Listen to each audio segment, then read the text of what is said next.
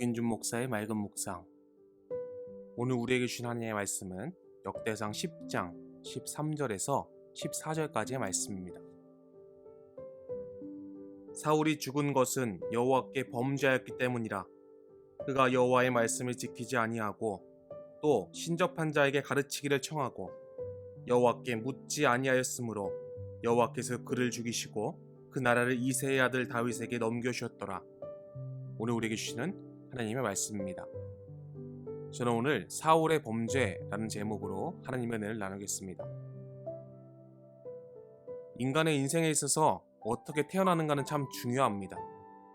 근데 그것보다 더 중요한 것은 어떤 집안에서 어떤 가정 환경에서 자랐는지가 중요합니다. 가정 형편이 안 좋았지만 열심히 노력하여 자수성가한 사람들이 있는 반면 풍족하고 부유한 가정에서 태어났지만 마약이나 친구를 잘못 만나 패가 망신하는 사람들도 볼 수 있습니다. 어떻게 태어났는가가 중요하지만 어떻게 일생을 보냈는가가 더 중요한 것입니다.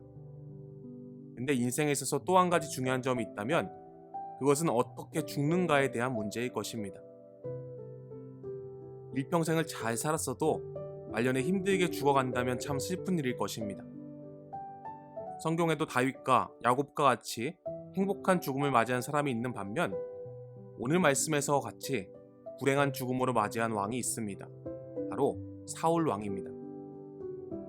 하나님께 버림받아 불행한 죽음을 맞이한 사울의 모습을 타산지석으로 삼고 마지막까지 하나님께 붙들려 살아가는 저와 여러분이 되기를 간절히 소원하는 마음으로 함께 은혜를 나누겠습니다. 역대상 1장에서 9장까지는 여러 족보 이야기가 나옵니다. 그 족보 이야기가 마치면 다윗 왕이 본격적으로 출현하게 되는데 오늘 본문은 다윗의 본격적인 출현에 앞서서 사울 왕의 몰락과 비참한 죽음을 말씀하고 있습니다. 오늘 말씀 13절에 보면 사울 왕의 죽음에 대해서 이렇게 말씀하는데요. 사울이 죽은 것은 여호와께 범죄하였기 때문이라 라고 말씀합니다. 그렇습니다. 그의 죽음의 이유는 하나님께 대한 범죄였습니다. 죄로 인해 하나님의 진노를 산 것입니다. 사울의 죄는 구체적으로 어떤 것들입니까? 오늘 본문에서는 세 가지로 말씀하고 있는데요. 첫 번째로는 여호와의 말씀을 지키지 않았기 때문에 죽었다라고 말씀합니다. 오늘 말씀 13절을 보면요. 사울이 죽은 것은 여호와께 범죄였기 때문이라 그가 여호와의 말씀을 지키지 아니하고 라고 말씀합니다. 이것이 죄입니다. 세상에서의 죄는 살인이나 강도 등 범죄를 말할 때 죄라고 합니다. 그러나 하나님의 백성들에게 있어서의 가장 큰 죄는 하나님의 말씀을 거역하며 그 말씀을 떠나 사는 것이 가장 큰 죄임을 기억하시길 소원합니다. 사울왕의 모습은 늘 그러했습니다. 하나님께서는 탈취물을 하나도 남기지 말고 다 없애라고 말씀하시는데도 불구하고 그는 그럴듯한 이유를 들먹이며 합리화하였습니다. 하나님의 말씀을 지키지 않고 늘 핑계대는 인생이었다는 것입니다. 사랑하는 여러분, 우리는 이런 사울의 모습을 타산지석으로 삼아 하나님의 말씀을 지키며 살아가는 인생이 되길 소원합니다. 하나님의 말씀 앞에 그 어떠한 핑계도 되지 않고 묵묵히 순종하며 나아가는 저와 여러분의 삶이 되길 간절히 축원합니다. 사울 왕의 두 번째 죄는 신접한 자에게 가르치기를 청하였다라고 말씀하고 있습니다. 오늘 말씀 13절을 보면 또 신접한 자에게 가르치기를 청하고 라고 말씀합니다. 신접한 자를 찾았다라는 것은 미래에 대한 두려움 때문에 하나님을 의지하지 않았음을 의미합니다. 사울은 하나님을 인정하지 않는 삶을 살아간 것입니다. 여호와의 말씀을 떠나서 살아가는 존재가 저지르는 가장 쉬운 오류는 하나님을 의지하는 마음보다는 인간적인 방법으로 자신의 삶을 해결하는 마음이 가장 먼저 그 중심에 자리 잡고 있다는 것입니다. 우리 주변에는 무당에게 점을 치거나 여러 가지 방법으로 미래를 예측하려고 합니다.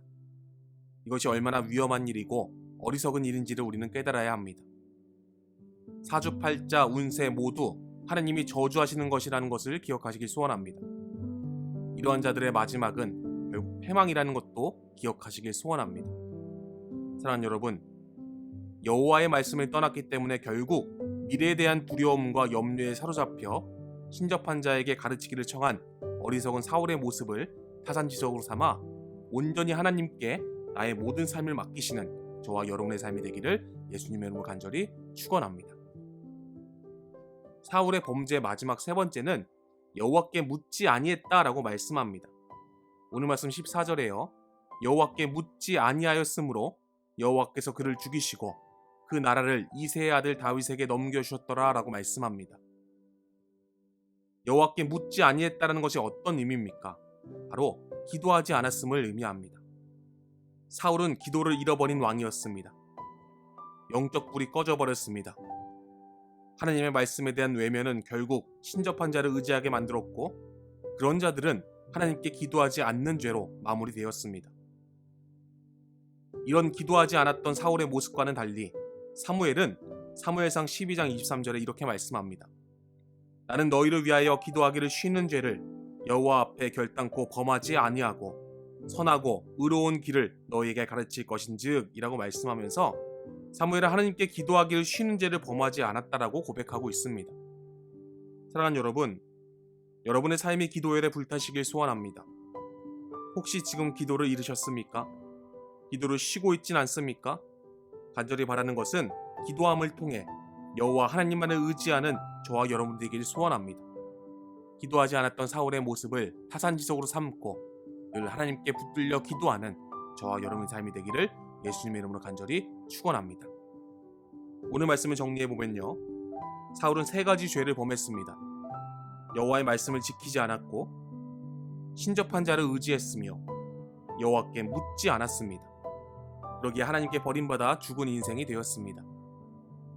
사랑하는 여러분, 이런 사울의 범죄의 모습을 내려놓고 하나님께서 붙드시는 인생, 행복한 인생으로 나아가기 위하여 여호와의 말씀을 늘 지키시고 신접한 자를 끊으시며 늘 하나님께 기도함으로 묻고 여쭈시는 저와 여러분의 삶이 되시길 예수님의 이름으로 간절히 축원합니다.